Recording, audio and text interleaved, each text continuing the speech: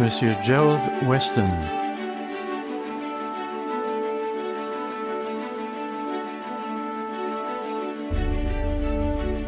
Ne permettez à personne de prendre votre couronne.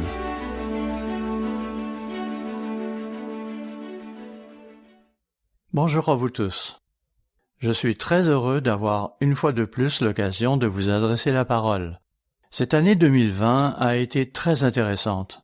Et je pense que, pour la majorité d'entre nous, cette année aura probablement été la plus inhabituelle de notre vie. Il est vrai que certains d'entre vous ont peut-être connu d'autres années intéressantes.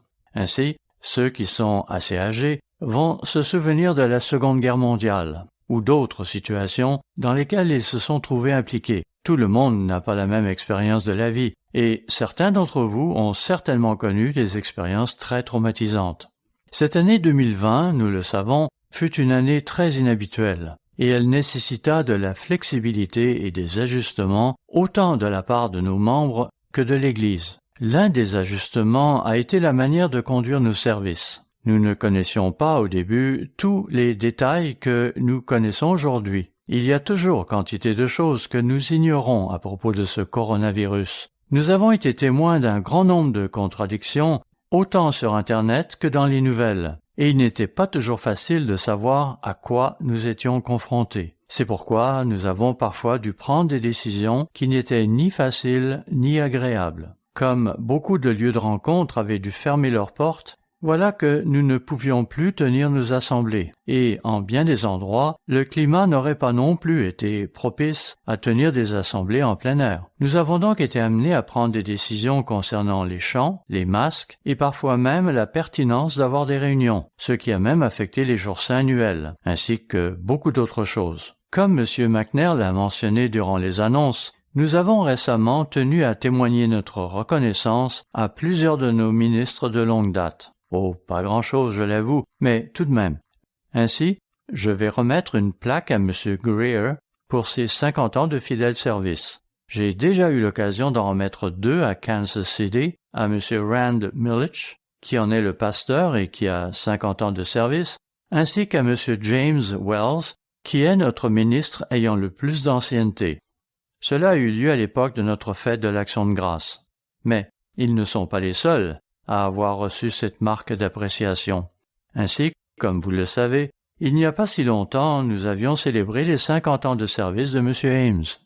Bon, pour introduire le sujet dont je veux vous parler aujourd'hui, un sujet que nous abordons assez souvent, tournons-nous vers Apocalypse chapitre 3. Il y est question de l'Église de l'ère de Philadelphie. Il y avait évidemment là une Église littérale à l'époque, mais il y a aussi une ère de l'Église, appelée l'ère de Philadelphie. Et puis, il y a aussi eu des individus, à travers toutes les époques, qui ont pu refléter une attitude philadelphienne, ainsi que d'autres attitudes. Pour notre part, nous nous efforçons de refléter une attitude philadelphienne à l'époque de l'ère de Laodicée. Ici, dans Apocalypse 3, verset 11, il est dit, Apocalypse 3, verset 11, « Je viens bientôt.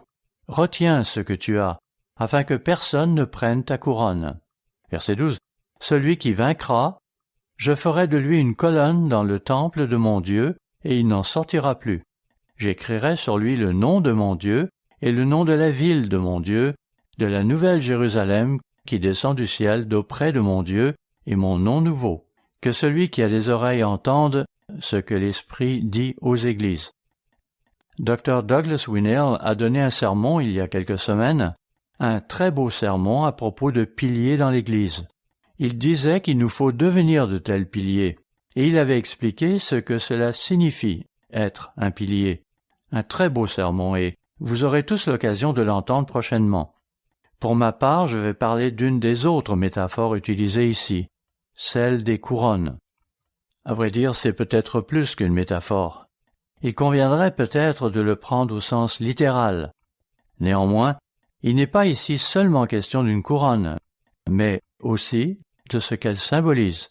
Donc, aujourd'hui, je vais me concentrer sur Apocalypse chapitre 3, verset 11. « Retiens ce que tu as, afin que personne ne prenne ta couronne. » Ce faisant, je vais aborder plusieurs questions qui sont très présentes dans l'esprit de beaucoup d'entre vous, des questions qui pourraient encore faire perdre leur couronne à certains. Ainsi, on s'interrogera sur la pertinence de porter un masque, de chanter ou non durant les services. Autant de points qui sont matière à controverse. Il y a aussi le sujet de la quarantaine, qui a amené certains à nous quitter. Je n'insinue pas que leur opposition aux directives de l'Église leur a valu de perdre leur couronne. Néanmoins, l'histoire nous montre que lorsque les gens sont désorientés de cette manière, ils auront souvent tendance à quitter et à rejeter toute forme de religion, à moins qu'ils ne se joignent alors à un autre groupe qui pourrait tôt ou tard s'éloigner de la vérité. En ce cas, oui, ils pourraient perdre leur couronne. Ils pourraient perdre leur statut de Philadelphiens et la récompense qui l'accompagne. Comprenez-moi bien, je n'essaie pas de porter un jugement sur qui que ce soit. Je dis simplement que c'est une chose qui peut arriver. Il est un fait que nous avons eu des gens qui ont montré une approche différente par rapport au port du masque, au fait de s'abstenir de chanter, à la pratique d'une quarantaine et en regard de la vaccination. Un sujet à controverse qui ne fait d'ailleurs que débuter, et je vais en parler dans le sermon d'aujourd'hui. Apocalypse 3, verset 11, est donc un avertissement qui devrait nous porter à réfléchir. Comment quelqu'un pourrait-il perdre sa couronne? Apocalypse 3, verset 11 dit pourtant bien « Retiens ce que tu as, afin que personne ne prenne ta couronne. » Alors, comment pourrions-nous perdre notre couronne? Cela impliquerait une force extérieure, car il est dit que personne ne prenne ta couronne. Une force extérieure pourrait donc l'enlever. Si on nous dit de bien nous accrocher à notre couronne, cela implique que nous ayons le contrôle de la situation, nous avec l'aide de Dieu bien sûr. Nous avons donc un choix à faire. Nous sommes donc maîtres de la situation. Avec l'aide de Dieu, nous pouvons rester accrochés à notre couronne. Qui pourrait prendre notre couronne? Examinons quelques écritures. Allons à Matthieu chapitre 24, un chapitre qui nous est bien familier, celui de la prophétie du mont des Oliviers. Matthieu 24, verset 4. Jésus leur répondit, « Prenez garde que personne ne vous séduise. » Ici, Jésus s'adresse bien sûr à ses disciples, et même à nous par extension. Notez l'avertissement de ne pas se laisser tromper par qui que ce soit. Hélas, au fil des années, nous avons eu des membres qui se sont laissés séduire par de fausses doctrines. C'est un fait. Verset 5. « Car plusieurs viendront sous mon nom, ils prétendront parler en son nom avec son autorité, disant « C'est moi qui suis le Christ » et ils séduiront beaucoup de gens. Ils viendront donc au nom de Jésus. Ils diront que Jésus est le Christ. Ils diront les bonnes choses d'une certaine manière, mais en même temps, ils tromperont beaucoup de gens. Puis dans Matthieu 24, verset 22, nous lisons « Et si ces jours n'étaient abrégés, personne ne serait sauvé. Mais à cause des élus, ces jours seront abrégés. » Cela prédit un temps de grande détresse pour l'humanité, voire même son annihilation potentielle. Nous avons maintenant connu presque une année de confinement. Pour certains d'entre vous, ce confinement a été plus strict que pour d'autres.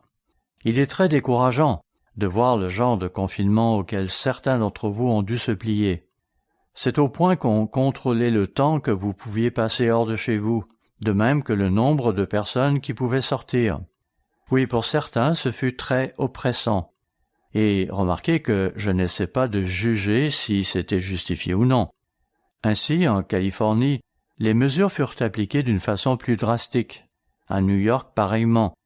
Par contre, ici à Charlotte, c'était moins contraignant, même si nous avons dû, nous aussi, porter des masques et respecter les règles de distanciation sociale, choses auxquelles la plupart des gens se sont conformés de bonne grâce.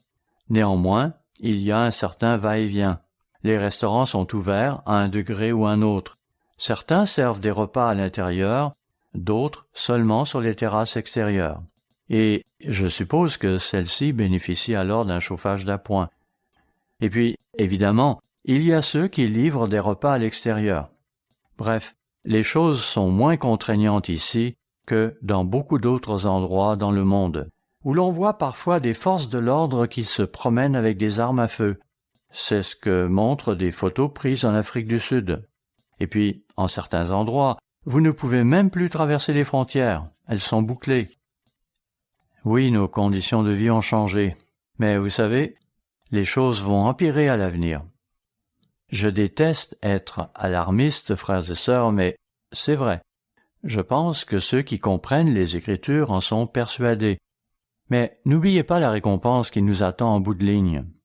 Cela dit, nous ferions bien de nous y faire. Aucun d'entre nous ne s'en tirera indemne à long terme. Et puis, qu'on le veuille ou non, la mort nous guette tous, à moins que nous ne soyons de ceux qui vivront jusqu'au retour du Christ, auquel cas notre corps charnel sera instantanément transformé en corps spirituel. Pour ma part, je ne me fais pas d'illusions. Il est bien possible que je ne vive pas jusqu'à l'avènement de Christ. On verra bien, mais, ne serait-ce qu'à cause de mon âge, je suis loin d'en être sûr. Quand on a atteint un certain âge, les choses peuvent parfois changer brusquement. C'est ce que disait Dr. Meredith après avoir franchi le cap des 70 ans. À l'époque, je ne le comprenais pas vraiment. Mais depuis que je suis tombé dans cette catégorie d'âge, je sais qu'il avait raison de dire cela. N'allez pas en conclure que je suis actuellement affligé d'un grave problème de santé, mais il n'en reste qu'il y a quelques années, j'avais contracté ce qui avait alors toutes les allures d'une pneumonie, une situation que je n'avais encore jamais connue auparavant. Et puis, plus les années passent, et plus nous avons des maux et des douleurs.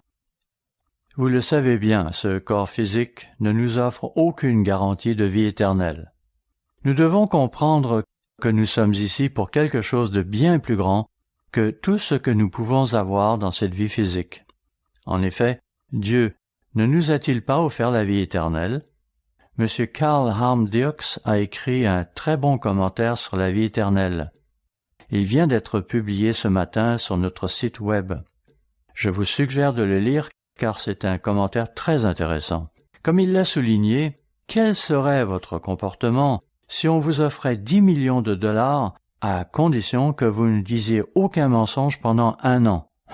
Chaque matin en vous levant, ne diriez-vous pas « Fais attention à tout ce que tu vas dire ». Vous feriez alors très attention parce que 10 millions, c'est quelque chose que vous pouvez vous représenter, quelque chose de tangible. Vous savez que d'autres ont brassé un tel montant d'argent. Vous savez que vous pourriez faire cette même expérience vu la promesse qui vous a été faite. Vous seriez donc extrêmement prudent pour ne pas vous disqualifier. Mais qu'est-ce que ceci en comparaison de ce que Dieu nous offre, à vous comme à moi, à savoir la vie éternelle en tant que membre de sa famille divine? Et vous savez, pour vous qualifier pour cela, la seule chose que Dieu veut savoir, et je l'ai fait remarquer à nos étudiants lors du forum que j'ai tenu la semaine dernière dans le cadre de notre Living Education, la seule chose que Dieu veut savoir, c'est tout simplement, puis-je lui faire confiance? Oui, puis-je lui faire confiance? Est-il fiable? Ai-je la certitude qu'il va m'obéir pendant toute l'éternité? Le fait-il en ce moment même? Voyez-vous comment Dieu opère dans le monde à l'heure actuelle et où il est actif? Êtes-vous en accord avec sa façon de procéder ou tenez-vous à votre propre façon de faire les choses? Ce sont là des concepts très importants. J'espère que vous examinerez ce commentaire de M. Carl Harm Dirks. J'espère que vous méditerez sur ce thème de la fiabilité parce qu'il est très important. Vous savez, on peut parfois tromper des êtres humains, mais on ne peut pas tromper Dieu. Notre façon de développer du caractère doit refléter une certaine cohérence. Comme le dit Matthieu 24, verset 23, si quelqu'un vous dit alors « Le Christ est ici » ou « Il est là », ne le croyez pas, car il s'élèvera de faux Christ et de faux prophètes. Ils feront de grands prodiges et des miracles, au point de séduire, s'il était possible, même les élus. Ainsi, même les élus pourraient être séduits, du moins s'ils se laissent séduire. Cependant, nous avons un contrôle là-dessus. Alors, exerçons-le, et ne permettons à personne de nous ravir notre couronne. Il suffit pour cela de toujours rester proche de Dieu. Dieu ne nous abandonnera pas, et il sera miséricordieux envers nous. Mais comprenons qu'il y aura une grande séduction. Je connais une personne qui affirme que M. Trump conservera son poste en tant que président et que la Bible ne dit rien à propos de M. Biden. Selon moi, cet homme parle à tort et à travers. Il dit qu'il s'appuie sur la Bible pour affirmer cela. Je le sais, mais je suis également persuadé qu'il fait dire aux Écritures des choses qu'elles ne disent tout simplement pas. Mais supposons un instant que M. Trump resterait en poste. Tout le monde va-t-il alors se précipiter sur cet individu qui a fait pareille prédiction? Le verset 24 que nous venons de lire dit qu'il y aura effectivement des gens qui feront des signes, des merveilles et sans doute des prédictions qui vont se réaliser. Cependant, ce que beaucoup ne comprennent pas ou veulent ignorer, c'est que la grande majorité des prédictions que de telles personnes vont faire ne se réaliseront pas vraiment. À nouveau, verset 24, « Car il s'élèvera de faux Christ et de faux prophètes. Ils feront de grands prodiges et des miracles, au point de séduire, s'il était possible, même les élus. » Ce sont là des individus qui peuvent prendre notre couronne si nous leur permettons. Veuillez à présent vous tourner vers Actes chapitre 20, parce que ce que nous venons de lire dans Matthieu 24 parle en fait d'individus qui ne sont pas nécessairement à l'extérieur de l'Église de Dieu, tandis que Actes chapitre 20 parle d'individus qui sont à l'intérieur de l'Église de Dieu et qui peuvent réellement prendre notre couronne. Notez ce passage qui commence avec Actes chapitre 20 verset 29. Actes 20 verset 29. « Je sais qu'il s'introduira parmi vous après mon départ des loups cruels qui n'épargneront pas le troupeau. Ce sont des individus qui s'infiltreront parmi nous et qui donneront l'impression d'être des nôtres pour un temps, mais ils ne tarderont pas à avoir une mauvaise influence sur nos membres.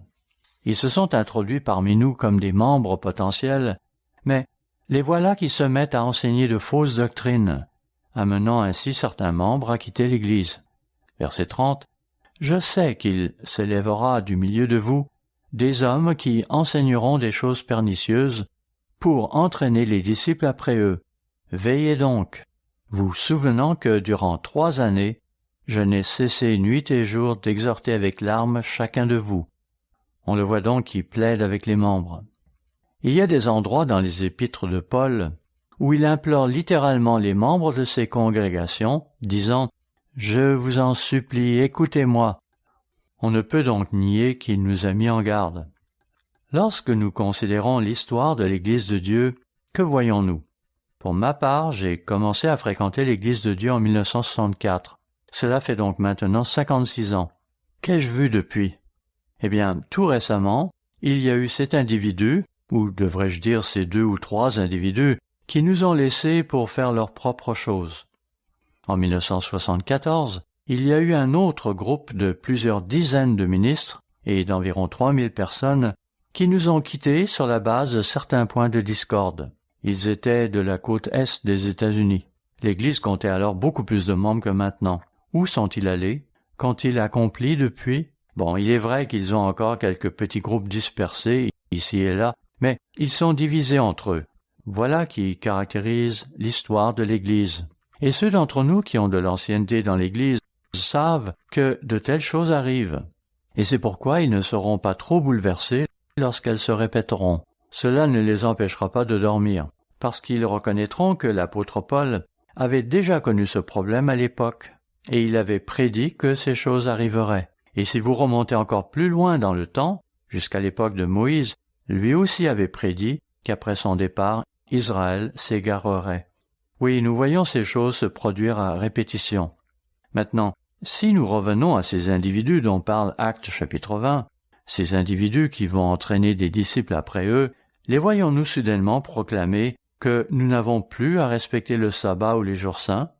Certains vont le faire, mais dans l'ensemble, ce ne sera pas le cas. Non, ils se contenteront souvent de diviser le troupeau, sans pour autant accomplir de grands exploits. Ils ne poursuivront pas l'œuvre de Dieu, comme le disait M. Desimone, lorsqu'il soulignait dernièrement l'importance d'accomplir l'œuvre, de l'accomplir avec audace et détermination, tout en priant pour le succès de nos efforts. Et lorsqu'il insistait pour que l'on prie afin que Dieu donne non seulement une bonne santé à ceux qui accomplissent l'œuvre, mais aussi de l'audace, je ne peux que l'approuver pleinement. Oui, prions pour tous nos ministres et en particulier, comme il l'a souligné, pour nos évangélistes. Nous en avons en effet qui sont très audacieux dans ce domaine et nous leur en sommes très reconnaissants. Pour en revenir à ceux qui arrachent des brebis au troupeau, tels que mentionné dans Actes chapitre 20, ils ne vont pas tous déclarer qu'il n'est plus nécessaire d'observer le sabbat et les jours saints, mais en dispersant le troupeau de Dieu, ils vont l'affaiblir et, de ce fait, nuire à l'accomplissement de l'œuvre. Ils vont peut-être encore observer le sabbat et les jours saints, mais ils auront divisé le troupeau, et c'est là le problème, un problème que Dieu ne prend pas à la légère. À nouveau, qui pourrait prendre notre couronne? Eh bien, comme nous venons de le voir, les faux messies, mais aussi les loups ravisseurs, et même certains qui sont parmi nous, les faux frères. Mais il n'est pas nécessaire que ce soit un chef religieux qui ravisse notre couronne. La Bible nous recommande également d'être prudents dans le choix de nos fréquentations, de nos associés et de nos amis dans le monde. À ce propos, voyons Psaume chapitre 1. Il me semble avoir déjà donné un sermon à ce sujet dans le passé. Le premier verset de Psaume chapitre 1 mérite vraiment d'être décortiqué et d'être examiné à la loupe dans ses moindres détails, car il contient beaucoup de choses. Psaume chapitre 1, verset 1. Heureux l'homme qui ne marche pas selon le conseil des méchants, qui ne s'arrête pas sur la voie des pécheurs et qui ne s'assied pas en compagnie des moqueurs. Encore une fois, ce verset contient beaucoup de choses, beaucoup plus que nous le réalisons. Revoyons-le attentivement. Il commence par dire « Heureux l'homme qui ne marche pas selon le conseil des méchants ». Mais notez qu'il y a une progression. Il dit ensuite « Heureux l'homme qui ne s'arrête pas sur la voie des pécheurs ». Il évitera donc la compagnie de celui qui n'obéit pas à Dieu. Il n'en fera pas son ami intime. Donc, au début, il ne marchera pas, puis il ne s'attardera pas. Enfin, on lit « Heureux celui qui ne s'assied pas en compagnie des moqueurs ». Avez-vous noté cette progression? D'abord, il ne va pas marcher avec, puis il ne va pas s'arrêter, enfin, il ne va même pas s'asseoir en compagnie des cyniques qui seront là. Psaume chapitre 1, verset 1 parle de moqueurs. Il pourrait aussi être question de mépris ou de dédain. On parle ici de rejeter de manière méprisante. On exprimera le sentiment qu'une personne ou une chose ne mérite pas d'être prise en considération. Autrement dit, on va considérer qu'elle ne mérite pas notre attention. N'est-ce pas l'attitude que nous observons dans notre monde divisé? Dans notre société actuelle, nous en sommes arrivés au point où nous ne nous contenterons plus d'être en désaccord avec l'opinion exprimée par une personne. Non. En pareil cas, nous allons la vilipender, la huer et la conspuer, et nous la mettrons alors dans la catégorie des personnes qui ne valent même pas la peine d'être écoutées. Nous sommes à ce point divisés que nous cataloguons les gens en deux groupes, ceux qui ont notre faveur et les autres, les indésirables. Internet, Facebook et ces autres plateformes sociales nous permettent de nous défaire de quelqu'un uniquement parce qu'il a dit quelque chose qui nous a offensés. Je ne dis pas qu'on ne devrait pas parfois se défaire de quelqu'un dont on ne veut tout simplement plus avoir à lire les commentaires. Ainsi, lorsque quelqu'un critique l'Église et tout le reste, il conviendrait de l'exclure de notre cercle d'amis sur les réseaux sociaux. D'ailleurs, en pareil cas, nous ne devrions pas non plus l'inviter chez nous. Hélas, de nos jours, il y a tellement d'autres problèmes qui amènent les gens à rejeter leurs semblables. On ne voudra plus les écouter car, à nos yeux, on les aura déjà catalogués en tant que bonnes ou mauvaises personnes. On ne voudra pas les écouter parce qu'ils sont ou bien conservateurs ou bien libéraux. On va par exemple croire que, parce qu'ils sont libéraux, ils ne peuvent rien faire qui puisse être juste, alors que s'ils sont conservateurs, il n'y a rien qu'ils puissent dire qui ne soit pas juste. Nous devons comprendre que Satan essaie de nous diviser. Il divise ce monde, et cela terriblement. Il y a cependant certaines personnes que nous ferions mieux d'éviter, non pas parce qu'elles pourraient avoir une façon différente de voir certaines choses. Nous parlons plutôt de certaines attitudes et approches qu'elles pourraient avoir. Par exemple, Proverbe 29, verset 22 dit «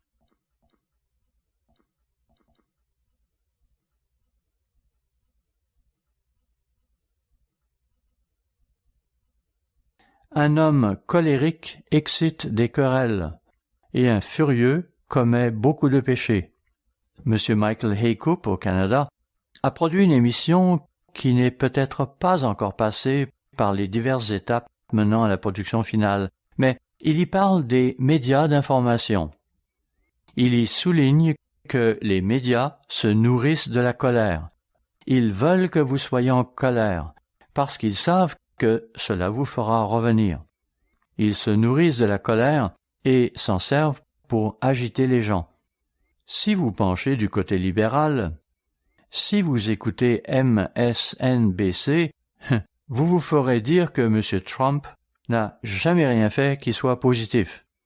Entre nous, cette chaîne est la pire que nous ayons ici aux États-Unis. Par contre, si vous écoutez Fox News, c'est tout le contraire. Même si, à l'occasion, ils vont quand même se hasarder à faire un peu de critique. Pour eux, grosso modo, ce que M. Trump fait est correct. Voilà la situation ici aux États-Unis. Cela dit, pour ceux d'entre vous qui vivez ailleurs, vous avez sûrement vos propres problèmes. Ils seront peut-être aussi mauvais, ou peut-être un peu mieux. Mais voilà, chez nous, c'est ceci ou c'est cela. C'est soit bon, soit mauvais, selon le côté vers lequel vous penchez. Proverbe 29, verset 22 dit « Qu'un homme colérique excite des querelles ». Et c'est ce que nous voyons autour de nous actuellement. Nous voyons des gens qui sont en colère, qui sont amers, qui attisent des conflits et qui, dans certains cas, organisent des manifestations.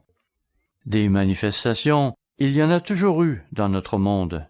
Nous comprenons cela, mais parmi ceux qui y prendront part, il y aura des gens qui seront emplis de colère et qui feront en sorte que cette manifestation tourne en émeute.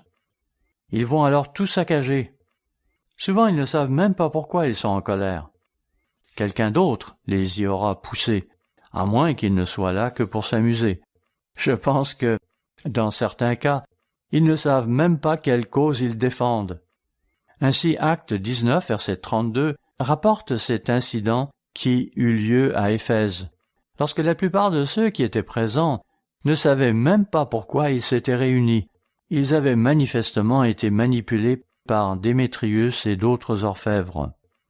Ceux-ci leur ayant tenu un discours inflammatoire, les voilà qui s'étaient mis à crier des heures durant « Grande est la Diane des Éphésiens » verset 28. Encore une fois, ils ignoraient pourquoi ils s'étaient réunis au juste. Je suis persuadé que, très souvent, les gens vont participer à des manifestations dont ils ignorent la nature. Et ces manifestations peuvent résulter de toutes sortes de revendications. Dès qu'une manifestation verra le jour, elle aura tendance à rassembler toutes sortes d'intervenants qui s'efforceront alors de promouvoir chacun son propre agenda. Nous devons comprendre ce qui se passe dans notre monde. Nous devons comprendre comment nous sommes affectés par lui. Notre monde s'est tellement polarisé, et c'est l'une des raisons pour lesquelles nous, en tant que peuple de Dieu, nous avons aussi été polarisés dans un certain nombre de domaines. Oui, nous sommes devenus très polarisés. Ce n'est pas bon lorsque nous commençons à mépriser quelqu'un parce qu'il n'est pas d'accord avec nous sur un certain point. Vous savez, l'expression « votre vérité n'est pas ma vérité » a du vrai. Cependant, ne me comprenez pas de travers. Il y a la vérité et il y a l'erreur. Mais dans notre monde actuel, certains vont prêter l'oreille à telle source, tandis que d'autres vont se tourner vers une autre, et on considérera la vérité sous un angle qui pourra ne pas être le même pour quelqu'un d'autre. Ainsi, ta vérité n'est peut-être pas ma vérité, mais cela ne l'empêchera pas de contenir tout de même une part de vérité. C'est pourquoi il nous faut revenir à un fondement sûr pour ce qui est de la vérité absolue. Quel est ce fondement? Dans la prière modèle qu'il prononça durant la nuit, juste avant d'être trahi, Jésus avait dit, Jean 17, verset 17, « Ta parole est la vérité ». En parenthèse, c'est ici la véritable prière modèle, contrairement à celle que nous trouvons dans Matthieu chapitre 6. Ce que je veux dire, c'est que la Bible doit être pour nous le vrai fondement de la vérité. Ceci est d'ailleurs corroboré par Psaume 119, verset 160, qui dit « Le fondement de ta parole est la vérité ». De même que par Psaume 33, verset 4, où il est dit « La parole de l'Éternel est droite », c'est-à-dire juste. C'est là ce dont nous avons besoin pour vivre. Venons-en maintenant à des choses plus spécifiques. Tout d'abord, comprenons comment le prince de la puissance de l'air agit sur vous et sur moi. Si nous ignorons ses tactiques, nous ne pourrons pas lui résister. Vous devez savoir ce qu'il essaie de faire, si vous voulez le combattre avec succès, tout en vous appuyant sur la bonne source, bien entendu. Voyons Éphésiens chapitre 2, versets 1 et 2, un passage que nous connaissons bien. Il est important de nous en pénétrer car nous vivons dans un monde où nous côtoyons des collègues et des voisins et où nous sommes inondés par ces médias que sont la télévision, Internet, les réseaux sociaux, la musique, les films et même les nouvelles quotidiennes qui sont elles aussi fortement biaisées. Éphésiens 2, versets 1 et 2. Vous qui étiez morts par vos offenses et par vos péchés, dans lesquels vous marchiez autrefois selon le train de ce monde. Cela dit, frères et sœurs, j'ai la nette impression que nous sommes encore trop nombreux à suivre le train de ce monde. Oui, nous avons été baptisés. Oui, nous avons accepté Jésus-Christ comme notre sauveur personnel. Oui, nous pouvons prier tous les jours. Nous pouvons étudier la Bible tous les jours. Mais ensuite, nous sortons nos téléphones intelligents ou nos ordinateurs, ou bien nous allumons la télévision, et nous sommes rattrapés par le train de ce monde. Poursuivons. Selon le prince de la puissance de l'air, de l'esprit qui agit maintenant dans les fils de la rébellion. Oui, il influence nos voisins. Son influence se fait sentir partout, et, si nous le lui permettons, il nous influencera pareillement. La seule façon de l'en empêcher consistera tout d'abord à admettre que nous sommes ici en face d'un problème réel. C'est que, trop souvent, nous nous faisons baptiser, nous menons notre routine habituelle, nous payons nos dîmes, nous faisons toutes ces choses que nous sommes censés faire, et nous ne sommes pas conscients des influences que nous subissons de la part de notre entourage. Pensez-vous que Lot n'a pas été influencé par la société dans laquelle il vivait? Bon, je sais, 2 Pierre chapitre 2 verset 7 parle de lui en tant que Lot le juste. Mais quand vous vous penchez sur la vie de Lot, vous vous rendez compte qu'il a été fortement influencé par le monde dans lequel il vivait. Par exemple, quand Lot a hébergé les anges, qui étaient venus avec la mission de le sauver, et que les hommes pervers de la ville se sont ensuite présentés chez lui, dans l'intention de connaître, entre guillemets, ses invités, Lot, qui voulait les protéger, leur a offert ses filles en échange. C'est difficile de comprendre comment il a pu en arriver là. Et puis, plus tard, après s'être enfui de Sodome, il se laissa enivrer par ses filles pour ensuite coucher avec elles à tour de rôle, ce qui a donné naissance aux 2 nations de Moab et d'Ammon. La Bible nous parle de ces choses pour nous montrer comment nous pouvons subir les influences du monde qui nous entoure. Pensez aussi à l'exemple de la femme de Lot et à la leçon que nous pouvons en tirer. Elle ne pouvait tout simplement pas tourner le dos au monde dont elle était sortie. Elle avait probablement des enfants qui étaient restés là-bas, ainsi que des petits-enfants. Elle devait sûrement aussi penser à cette belle maison, joliment décorée et tout, qu'elle avait dû abandonner. C'était trop pour elle. Et c'est pourquoi elle a eu beaucoup de mal à tourner le dos à tout cela pour aller au-devant de ce monde inconnu auquel Dieu l'avait appelé. Un monde différent, un monde loin de Sodome et de toutes les choses qui s'y passaient. Dans Apocalypse 18, verset 4, il est dit « Et j'entendis du ciel une autre voix qui disait « Sortez du milieu d'elle, mon peuple ». Oui, sortons de ce système babylonien, pas seulement du système religieux qui sera là à la fin de l'âge, mais de tout ce système issu de la Babylone antique, de ses divisions, de ses péchés, de tout ce que nous voyons autour de nous. Oui, sortez de tout cela, afin que vous ne participiez point à ces péchés et que vous n'ayez point de part à ces fléaux, de ces fléaux qui vont s'abattre sur elle. Voyons aussi 2 Corinthiens, chapitre 10, verset 3, un passage auquel nous ne nous référons pas souvent, bien qu'il le mériterait. Il est vrai qu'il semble ici être pris un peu hors contexte, car Paul cherche plutôt à y défendre sa cause et celle de ceux qui étaient avec lui. Il évoque tout de même un principe valable. 2 Corinthiens 10, verset 3. « Si nous marchons dans la chair, nous ne combattons pas selon la chair, car les armes avec lesquelles nous combattons ne sont pas charnelles, mais elles sont puissantes par la vertu de Dieu pour renverser des forteresses. » Nous avons de nos jours tous ces arguments à propos du port d'armes. Faut-il le tolérer ou le proscrire? Et puis il y a des gens qui ont des opinions bien arrêtées sur le sujet, et cela dans les 2 camps.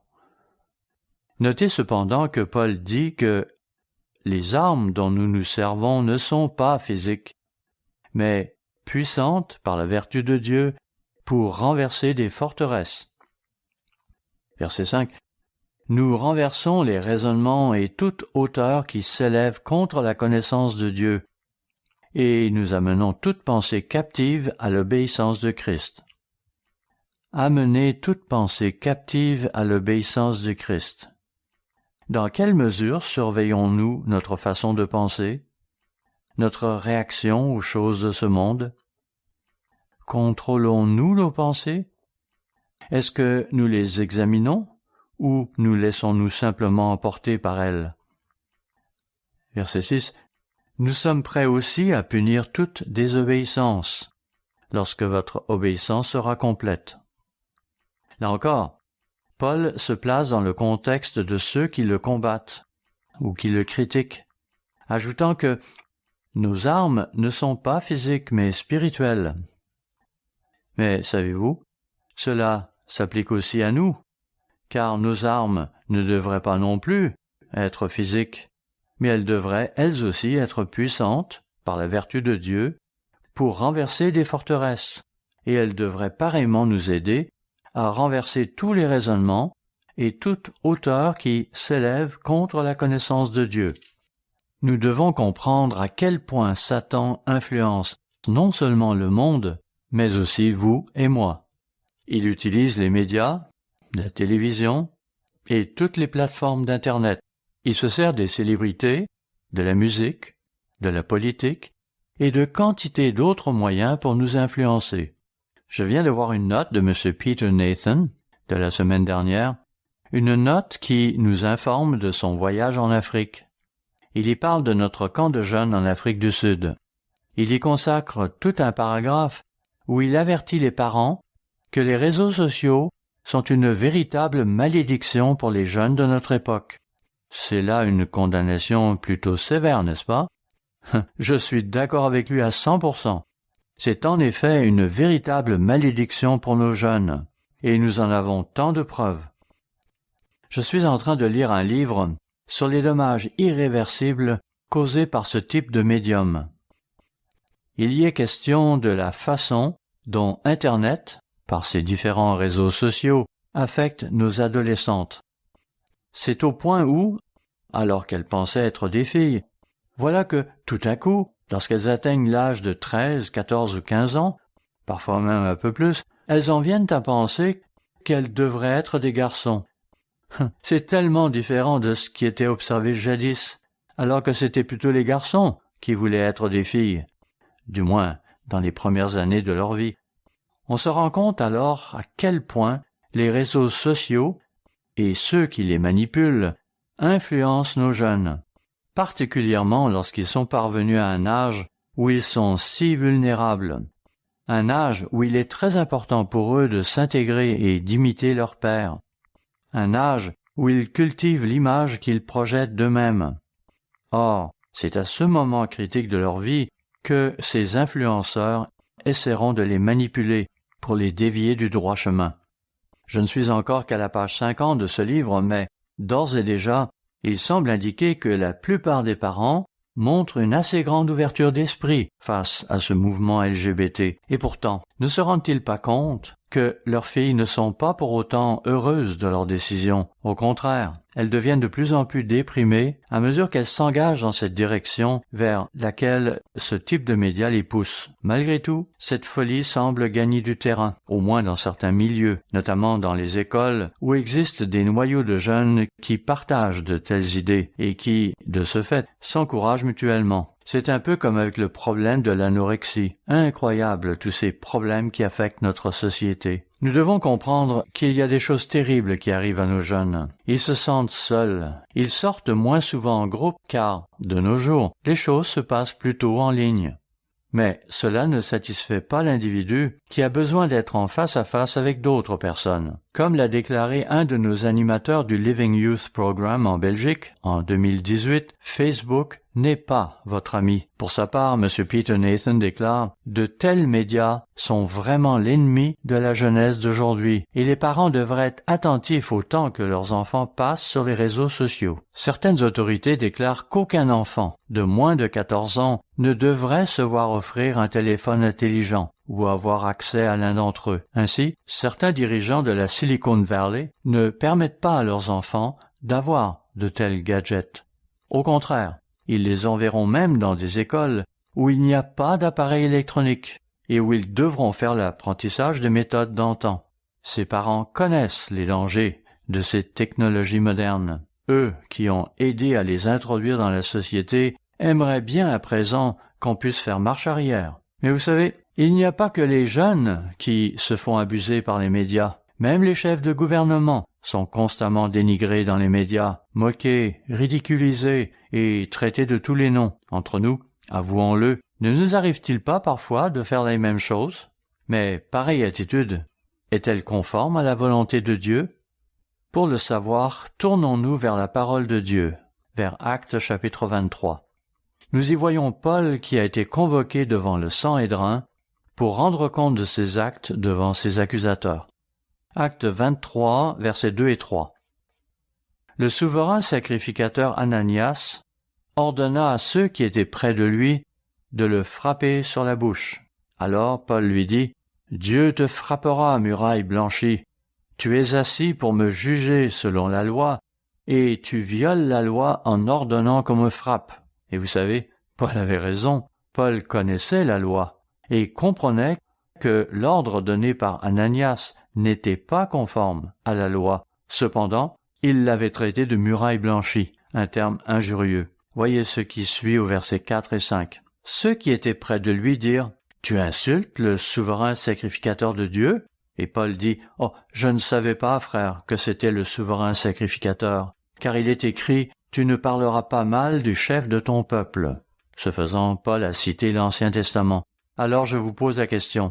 Sommes-nous aujourd'hui tellement impliqués dans la politique que nous allons émettre des commentaires irrespectueux à l'égard de certains de nos dirigeants? Je ne parle pas ici d'être en désaccord avec telle ou telle décision qu'ils auraient prise, mais plutôt d'insultes ou de remarques désobligeantes que nous allons proférer contre eux. Avant de dénigrer nos dirigeants, pensons à la parole de Dieu. C'est parce que agir ainsi aura un effet sur nous. Dieu savait que si nous nous laissons aller à dénigrer nos dirigeants physiques, nous allons aussi finir par dénigrer nos dirigeants spirituels. C'est là une tendance qui s'observe fréquemment. Cela dit, je n'essaie pas de défendre nos leaders. Je pense que nos leaders prennent parfois de terribles décisions. Je pense par ailleurs qu'il y en a beaucoup qui sont hypocrites. C'est ainsi que Christ les a appelés lui-même, des hypocrites. S'il l'a dit, je pense que nous pouvons le dire nous aussi. Mais il y a cependant une ligne que nous ne devons pas franchir.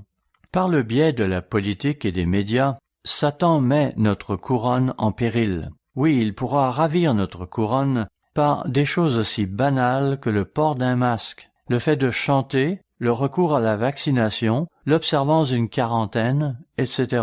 Satan manipule notre monde. Faisons le point. Où en sommes-nous dans l'Église du Dieu vivant? Nous reconnaissons que des décisions controversées doivent être prises, et nous allons nous baser sur les recommandations que nous trouvons dans Deutéronome chapitre 17. On ne s'y tournera pas pour gagner du temps, mais vous pourrez le lire dans Deutéronome 17 au verset 8 à 13, où il est question de la façon dont on doit régler les sujets qui peuvent porter à controverse. La plupart du temps, quand vous lisez cela aux gens, ils vont ignorer vos paroles car ils voudront en faire leur tête, sans avoir à répondre à ce qui est clairement énoncé ici. Souvenez-vous également de cette énorme controverse dont parle Actes chapitre 15. Une controverse qui agitait l'Église du temps des apôtres. C'était à propos de la circoncision. Dieu nous donne là un parfait exemple de la façon de régler des questions controversées. Comme vous le savez, il nous a fallu prendre plusieurs décisions en cette année 2020. Ainsi, nous avons dû annuler notre conférence ministérielle à la dernière minute. Certains ont peut-être pensé que ce n'était pas la bonne chose à faire. Nous avions déjà élaboré un plan. Ceci était donc arrivé à la dernière minute, alors que certains étaient déjà en route. Cependant, c'était une bonne chose que nous l'ayons annulé, parce que nous avions des gens qui seraient venus du monde entier, et leur retour à la maison aurait donc pu être problématique. Tout allait si vite au début du mois de mars. Monsieur Lee Bae, notre ministre en Thaïlande, était déjà rendu à Charlotte à ce moment-là. Par contre, à cause de certaines contraintes médicales, sa femme se trouvait alors au Royaume-Uni. En conséquence, ils ont été séparés pendant 7 ou 8 mois. Lui a pu rentrer en Thaïlande peu après, mais elle resta bloquée au Royaume-Uni pendant plusieurs mois à cause de la pandémie. Il y avait de bonnes raisons pour annuler cette conférence, et Dieu a veillé à ce que nous le fassions tardivement, afin de nous éviter de lourdes pertes financières, ce qui aurait pu être le cas si nous l'avions fait plus tôt. Comme vous le voyez, Dieu a agi en notre faveur. Nous avons aussi dû prendre d'autres décisions, et celles-ci ont aussi dû être prises tardivement. Ainsi, nous avions pris la décision de changer la façon dont nous allions observer la Pâque et la soirée mémorable. Pas les symboles, bien sûr, mais certaines modalités, parce que nous ne savions pas exactement ce qui se passerait à ce moment-là. Entre autres, nous ne savions pas à quel point ce virus était dangereux, sauf que nous savions qu'il posait un énorme problème. Nous avons donc décidé d'observer ces célébrations dans nos propres maisons, ce que beaucoup de nos membres ailleurs dans le monde font communément année après année. Nous avons aussi changé notre façon d'observer le sabbat dans nos différentes congrégations locales. Comme vous le savez, nous le faisons en ligne à présent. Ce sont là les décisions auxquelles nous avons dû nous plier, soit parce que ceux qui nous louaient des salles nous en interdisaient maintenant l'accès, soit parce que les gouvernements eux-mêmes interdisaient nos réunions. Évidemment, si les gouvernements ne le permettent pas, ceux qui pourraient nous louer des salles ne vont pas se risquer à aller à l'encontre de cette décision, car ils pourraient alors être obligés de fermer toutes leurs opérations par ordre de la Cour. Nous avons donc dû prendre des décisions. Certaines de nos décisions ont pu être considérées comme une réaction un peu exagérée, tandis que d'autres semblaient parfaites. Pour ce qui est de la fête des tabernacles, nous avons dit « Restreignons-nous à l'observer localement et limitons-nous à un petit nombre ». En rétrospective, on peut dire que cela s'est avéré être une bonne décision. Nous avons aussi coupé tous les transferts à l'étranger, et vous savez, même ceux qui auraient pu se procurer des billets n'auraient pas pu se rendre à destination dans la plupart des cas. Un endroit populaire était l'Irlande, mais ce pays s'est fermé aux étrangers. Il nous a donc fallu prendre bien des décisions. Nous avions pour devise d'être prudents, selon Proverbe 22, verset 3. Faire preuve de prudence signifie agir avec les yeux ouverts, en projetant les regards en avant et en réfléchissant aux dangers potentiels que l'avenir pourrait nous réserver. Nous avons publié des documents au regard des masques et de la pratique du chant. Vous pouvez vous rendre sur le site internet lcg.org où ces sujets sont abordés. Une des choses que nous avions décidé au début, c'est que, au moins pour un temps, nous ne chanterions pas, à cause de certaines études selon lesquelles il serait aisé de transmettre le virus de cette façon. Plus tard, nous avons réexaminé notre politique en la matière. Je sais qu'ici, à Charlotte, nous observons une très bonne distanciation sociale. D'ailleurs, la même chose vaut pour la plupart de nos sites de fête, du moins ici aux États-Unis, où ceux qui assistent au service sont tous séparés d'au moins 2 mètres.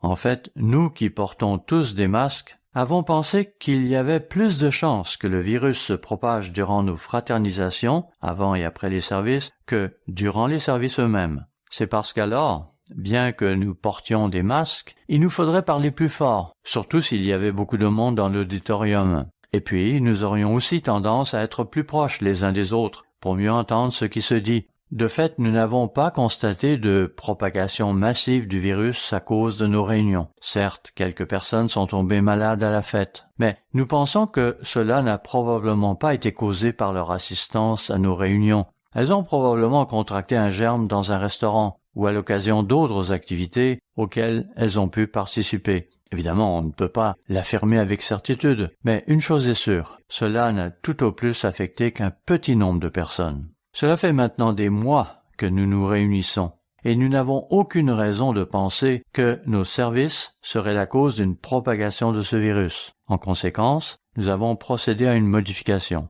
Dorénavant, nous chanterons 2 cantiques au début et 1 à la fin, comme nous le faisons aujourd'hui. Nous changerons cela à nouveau plus tard si nécessaire. Nous continuerons à suivre la situation, mais dire que nous ne pouvons pas chanter à un niveau modéré alors que nous portons un masque, cela nous semble déraisonnable à ce stade. Donc, si le gouvernement le permet et que ceux qui nous louent une salle n'y voient pas d'objection, nous continuerons de tenir des services. Bien sûr, nous ferons usage de masques, nous maintiendrons nos distances, mais nous ne nous priverons plus de chanter des cantiques, tout en veillant à ne pas chanter fort. Nous prenons évidemment pour acquis que la ventilation de la salle sera adéquate et que les masques portés par nos membres respecteront les normes de sécurité d'usage. Il ne saurait en effet être question d'enfreindre de tels règlements de sécurité, car si nous portons un masque, ce n'est pas uniquement pour nous protéger, mais aussi afin de protéger les autres. Il arrive parfois que certains utilisent des masques inefficaces. De plus, il y en a qui portent des masques qui ne couvrent même pas leur nez. C'est comme s'ils ne portaient rien. Cela n'est pas acceptable. Ainsi, nous allons nous remettre à chanter, mais avec modération. Si vous n'êtes pas sûr que l'établissement qui vous accueille l'approuve, vérifiez cela avec eux. Donc, pour ce qui est de chanter des cantiques, à partir d'aujourd'hui, nous allons permettre à nos membres de chanter. Je pense que cela va être très encourageant, car beaucoup d'entre vous ont eu les mêmes pensées que nous, ici à Charlotte. Nous ne nous sommes en effet jamais privés de fraterniser. Ce faisant, nous parlions assez fort pour être entendus. Cela ne pouvait pas être pire que de chanter à un niveau modéré, avec un masque. En fait, le plus gros problème, c'est celui des chorales, où il n'y a pas de distanciation sociale, pas de masque et des voix plutôt fortes. C'est là que le plus gros problème s'est posé. Non seulement lors de la prestation finale, mais aussi au cours de leur pratique antérieure. Donc, si vous deviez avoir parmi vous quelqu'un de particulièrement vulnérable et que cela vous inquiète, prenez une décision en conséquence. Et qu'en est-il des vaccinations? C'est la plus grande controverse à laquelle nous ayons à faire face en ce moment. Cela pourrait en amener certains à dire « Je n'aime pas leur position sur ce point, alors je vais aller voir ailleurs ». À cela je répondrai « Ne laissez pas quelqu'un vous prendre votre couronne ». Parce que c'est ce que vous risquez si vous n'êtes pas sur vos gardes. Méditez un peu sur la déclaration suivante. Certaines personnes ne veulent pas qu'on leur dise quoi faire tant qu'elles ne seront pas prêtes à entendre qu'on leur dise ce qu'elles doivent faire. D'autres ne veulent pas qu'on leur dise quoi faire, mais quand ils sont confrontés à une question de ce type, ils s'attendent à ce que l'Église se prononce formellement sur le sujet. Et laissez-moi ajouter, ils se montreront tout aussi impitoyables dans les 2 cas. À l'heure actuelle, nous en avons beaucoup qui sont préoccupés par cette question de vaccination. Permettez-moi donc de répondre à quelques questions. Question numéro 1. J'ai entendu dire que les vaccins sont fabriqués à partir de bébés avortés ou d'animaux impurs. Est-ce vrai? La réponse à cette question est oui et non. Certains vaccins qui ont été fabriqués, je dis bien fabriqués, l'ont été selon un processus qui impliquait effectivement des fœtus avortés. Mais cela remonte aux années 60. Cependant, comprenez bien que l'on ne vous injectera pas alors un fœtus dans votre corps, mais qu'il y aura là tout un processus qui s'engagera. Je ne comprends pas tout, et je ne vais donc pas essayer de l'expliquer. Vous pouvez faire vos propres recherches à ce sujet. Mais l'avortement est-il impliqué dans certains vaccins? La réponse est oui.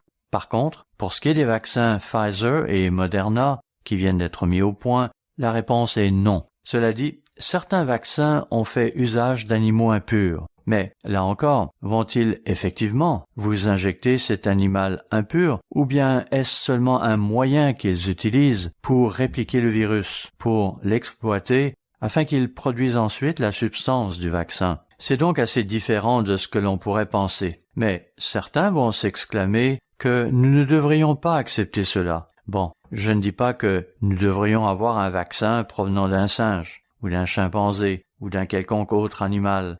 Je pense que cela pourrait présenter des dangers. Et que dire de ces gens qui vont recevoir une transfusion? Vous savez, parfois le donneur peut être la cause d'un accident fatal. En effet, une telle procédure peut aussi comporter certains risques. Ainsi, je connais au moins une personne qui en est morte parce qu'on n'avait pas correctement analysé le sang qui lui a été donné. Ce sang lui a alors fait contracter une hépatite qui a détruit son foie.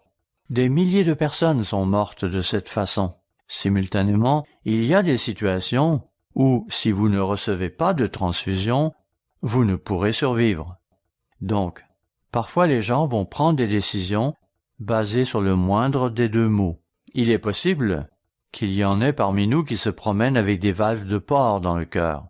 Oui, et cela est dû au fait que les porcs sont très semblables à nous, génétiquement. C'est une décision que les gens vont prendre. Allons-nous les condamner pour cela? J'espère que non. J'espère que, si vous deviez un jour affronter une telle situation, vous aurez le courage de passer à travers sans vaciller. Mais revenons-en au vaccin. Certains de ces vaccins sont donc fabriqués à partir de tissus d'origine humaine ou animale, d'autres pas. Mes recherches personnelles me font cependant penser que ce n'est pas le cas en ce qui concerne les vaccins Pfizer et Moderna. Bon, voyons à présent la question numéro 2. Est-ce un péché de se faire vacciner? Sur ce point, l'Église de Dieu n'a pas vraiment modifié sa façon de penser depuis très très longtemps. À ce propos, voici la lettre que nous adressons aux gens qui nous écrivent pour nous poser des questions à ce sujet. On peut la résumer par ces mots. Cher ami, merci pour votre question concernant les vaccinations ou l'immunisation. Ce sujet préoccupe beaucoup de gens. Cependant, ni la Bible, ni l'Église du Dieu vivant n'enseignent que l'immunisation est un péché. Je suppose que certains ne seront pas d'accord avec cela. Vous avez droit à votre opinion personnelle là-dessus, en autant que vous la gardiez pour vous. Mais c'est là la position de l'Église depuis des décennies. En gros, l'Église en tant que corps spirituel n'approuve ni ne désapprouve aucune des nombreuses procédures médicales existantes aujourd'hui. Cela dit, vu la rapide évolution de notre société, particulièrement ces derniers temps, nous allons probablement devoir réviser cette formulation sous peu. Laissez-moi vous expliquer pourquoi. Lorsque nous disons que l'Église ne désapprouve aucune des procédures médicales existantes aujourd'hui, manifestement, nous devons exclure celles qui seraient pratiquées pour changer le sexe d'une personne, ainsi que l'avortement. Nous ne soutenons certainement pas ce type de procédure médicale. Cette formulation parlait évidemment d'une maladie réelle et légitime. Ainsi, nous ne dirons pas aux gens qu'ils ne peuvent pas prendre d'insuline, ou, à l'inverse, qu'ils doivent en prendre. Nous ne leur dirons pas qu'ils doivent subir une chimiothérapie s'ils ont un cancer. Entre parenthèses, subir une chimiothérapie est un traitement dévastateur pour le corps humain, bien plus que ne le sera une vaccination. Encore que, parfois, certains vont faire de violentes réactions à un vaccin. Je suis très conscient de tout cela. J'en suis d'autant plus conscient que ma femme, qui travaille avec des enfants handicapés, a été témoin des effets possibles d'une vaccination qui a mal tourné. N'empêche que de tels cas sont plutôt rares. Là encore, les gens vont parfois être amenés à prendre des décisions basées sur divers critères, risques et avantages. Mais, essentiellement, je le répète, l'Église, en tant que corps spirituel, n'approuve ni ne désapprouve les nombreuses procédures médicales qui existent aujourd'hui. J'aimerais à présent vous lire un extrait tiré d'un article qui est paru dans le journal des étudiants de l'Ambassador College. L'article est daté du 2 octobre 1984 et son titre est « La quarantaine prend fin après 3 semaines ». Je cite. La quarantaine observée par 70 de nos étudiants qui semblaient avoir contracté la rougeole a pris fin le mercredi 26 septembre après 3 semaines qui semblaient plutôt 3 ans pour certains d'entre eux. Petite parenthèse, j'ai ici une copie de cet article publié en 1984. M. Armstrong était non seulement encore vivant, mais il était à Pasadena à l'époque. Il y avait d'ailleurs une photo de lui juste en dessous de l'article, et celle-ci avait probablement été prise à l'occasion de l'accueil des nouveaux étudiants au collège, accueil qui avait dû se passer à la fin d'août ou au début de septembre. Sans nul doute, M. Armstrong avait dû être au courant du problème qui était apparu à cette époque-là.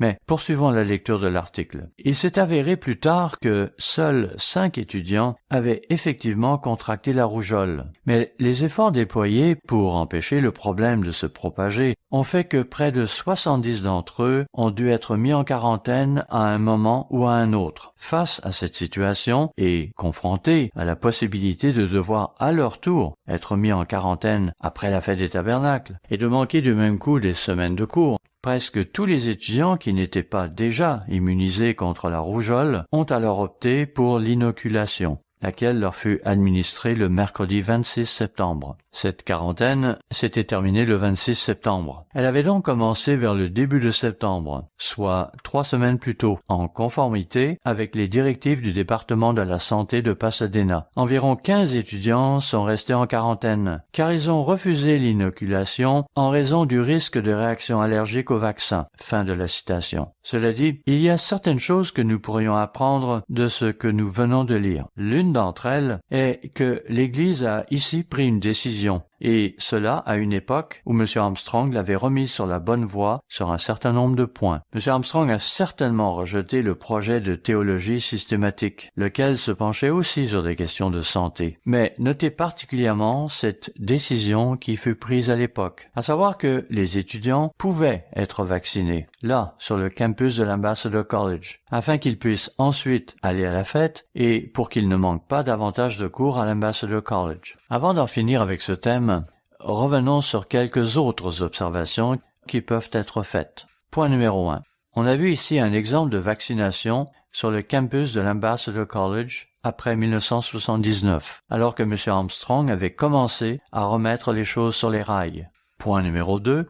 Notez que seuls 5 étudiants avaient contracté la rougeole, mais 70 avaient été mis en quarantaine.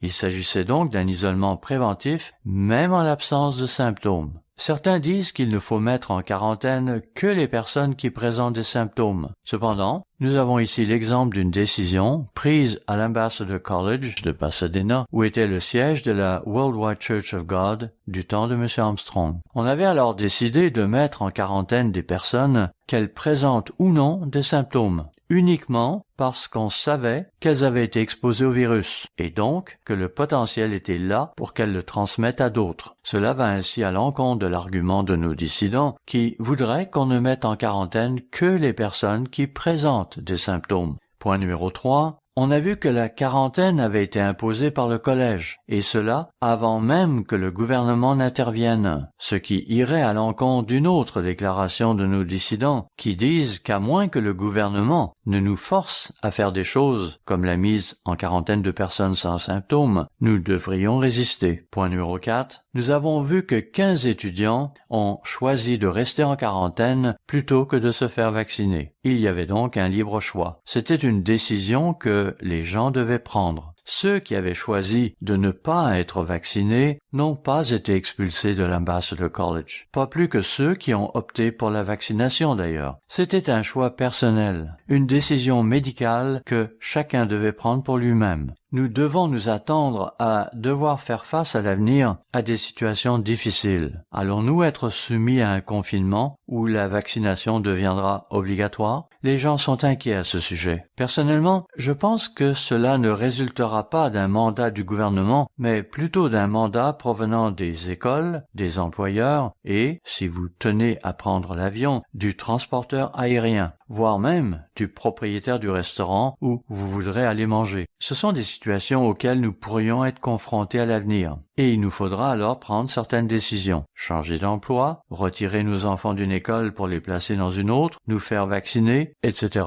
Je pense que, advenant que vous soyez en désaccord avec le gouvernement sur certains points, celui-ci pourrait, dans certains cas, vous priver de la garde de vos enfants. Il y aura des décisions que les gens devront prendre, et il se peut qu'elles vous mettent mal à l'aise. Il y en aura que vous pourriez refuser de prendre, mais comprenez bien que si vous refusez de vous soumettre, dans certains cas, on pourrait vous menacer de vous enlever vos enfants, puis de les vacciner de force, après quoi il vous faudra vous armer de patience pour les récupérer. L'autre alternative serait bien sûr d'accepter de les faire vacciner. C'est là une décision que vous allez devoir prendre. Je ne vais pas la prendre pour vous. L'Église ne va pas la prendre pour vous. Ce sont là des décisions personnelles. Depuis des décennies, cela a été la position de l'Église de Dieu sur le sujet. Il s'agit là de décisions personnelles. Autant que je sache, nous ne mettons pas au banc de l'Église ceux qui prennent certaines décisions d'ordre médical. En tout cas, nous ne l'avons jamais fait depuis que je suis dans l'Église. Oh, il fut un temps où l'on regardait peut-être de travers ceux qui prenaient certaines décisions dans ce domaine, mais on ne les empêchait pas de les prendre. À nouveau, les gens vont prendre certaines décisions à propos d'une transfusion sanguine, d'une chimiothérapie, d'une injection d'adrénaline pour de graves réactions allergiques, d'une anesthésie pour une opération, d'une substance analgésique, sans compter toutes ces thérapies naturelles qui ne sont pas toujours si naturelles. Il y a un certain passage des Écritures. Je ne prendrai pas le temps de le lire, mais il se trouve dans 2 Samuel chapitre 24, au verset 12 à 14, et il y est question du péché de David, qui avait effectué le dénombrement de ses gens. Il ne se contentait pas de faire un recensement. Il n'y a rien de mal à faire un recensement pour de bonnes raisons.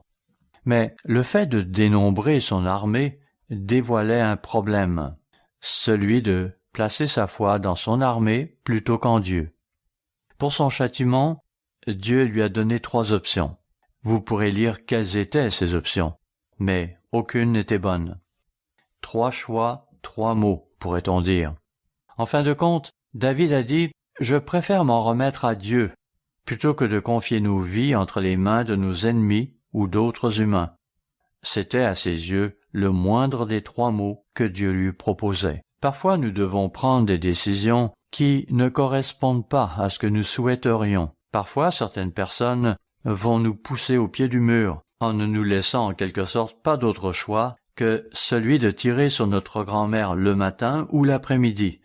Ni l'un ni l'autre n'est envisageable, ni l'un ni l'autre n'est convenable. N'est-ce pas là ce qui nous arrive parfois? Nous devons voir la situation dans son ensemble. J'ai bien des choses à vous proposer, mais pour terminer, je vais me contenter de vous référer à ce passage tiré de l'épître de Tite. Si je vous rapporte ce cas, c'est parce que je sais pertinemment que peu importe la décision que nous allons prendre, ou peu importe comment nous la formulerons, il se trouvera toujours des gens qui auront quelque chose à redire. En tant qu'Église, nous nous efforçons de notre mieux d'en arriver à des décisions basées sur les meilleures connaissances que nous pouvons collecter, ainsi que sur les Écritures que nous avons. C'est comme avec cet énoncé que j'ai formulé tantôt. Lorsque je disais que nous approuvons en principe les procédures médicales qui sont en vigueur de nos jours. Encore une fois, dans notre contexte actuel, il nous faudra le reformuler un peu différemment pour ne pas laisser croire que nous sommes pro-avortement, pro-suicide assisté ou pour des opérations destinées à répondre aux désirs des transgenres ou des pharmacothérapies ayant des buts similaires. Nous devrons le faire parce qu'il nous faut nous prémunir contre ceux qui n'attendent qu'une bonne occasion de nous vilipender. Il y a en effet des gens qui n'attendent qu'une occasion favorable pour pouvoir s'exclamer « Ah, je t'ai bien eu cette fois-ci !» Ici, dans Tite, chapitre 1, versets 10 et 11, Paul confie à Tite, « Il y a en effet, surtout parmi les circoncis, beaucoup de gens rebelles, de vains discoureurs et de séducteurs, auxquels il faut fermer la bouche. Ils bouleversent des familles entières, enseignant pour un gain honteux ce qu'on ne doit pas enseigner. » Versets 15 et 16, « Pour les purs, tout est pur. Mais pour ceux qui sont souillés et incrédules, rien n'est pur. Mais même leur esprit et leur conscience sont souillés. Ils prétendent connaître Dieu, mais dans les œuvres, ils le renient, étant abominables, désobéissants et disqualifiés pour toute bonne œuvre. » En d'autres termes,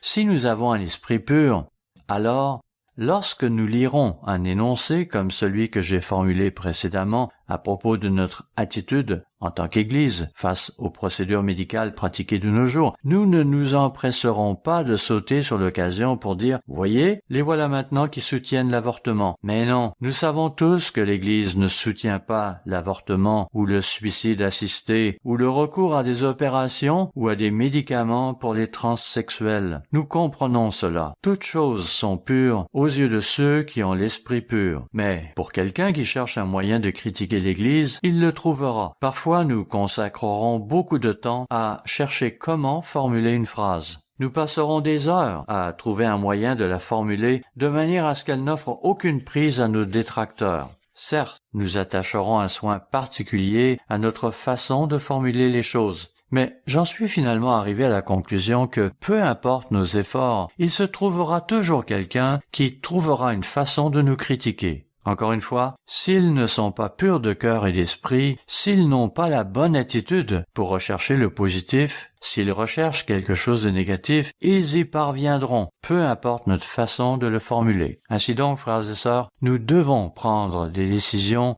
et une décision que nous avons prise ici, c'est de maintenir vis-à-vis des vaccins la même position que celle que nous avons toujours eue. Le fait que nous soyons confrontés à une pandémie ne change rien à cela. C'est toujours une décision personnelle qu'il vous faudra prendre. Une recommandation que je tiens cependant à vous faire, c'est de ne pas aller sur Facebook pour vous battre et vous quereller à ce sujet. Ne vous mettez pas à jeter des pierres et à traiter de non-convertis toute personne qui ne partagera pas votre opinion sur ces sujets. Récemment, alors que je revenais du Texas, j'ai été témoin d'échanges sur Facebook et j'ai été heureux de noter qu'il y avait là un dialogue constructif entre ceux qui m'apparaissaient comme étant des membres de notre organisation. Ce n'était pas un étalage de colère, de ressentiment et de haine, pourtant si commun sur les plateformes sociales. C'était tout simplement une discussion dans le bon sens du terme. Le fait est que Dieu nous dit que c'est à lui que nous devrons répondre de nos actes. Oui, pourquoi alors vouloir juger un serviteur d'autrui? Il n'est pas mon serviteur, il n'est pas non plus le vôtre, il est un serviteur de Dieu. Alors, pourquoi ne pouvons-nous pas simplement accepter le fait que les gens voient les choses différemment pour diverses raisons? Si cette personne choisit d'être vaccinée, alors que cet autre choisit de ne pas être vacciné, en quoi cela nous empêcherait-il de nous aimer mutuellement? Pourquoi ne pouvons-nous pas nous tolérer mutuellement? Cette personne est un serviteur de Dieu, et même si elle a peut-être pris une décision que je n'approuve pas, elle l'a prise parce que, pour elle, ça semble être la décision à prendre, alors que, à mes yeux, les facteurs qui ont motivé sa décision ne s'appliquent pas. Certaines personnes peuvent avoir une plus grande foi et peut-être aussi une meilleure compréhension de ce qui nous confronte. Frères et sœurs, reconnaissons que Satan essaie de nous diviser. Il va essayer de prendre votre couronne. Son intention n'est pas de la replacer sur la tête de quelqu'un d'autre. Non, il va la retenir pour toujours. Il va se jouer de tous les êtres humains et il utilisera tous les moyens à sa disposition pour nous arracher notre couronne.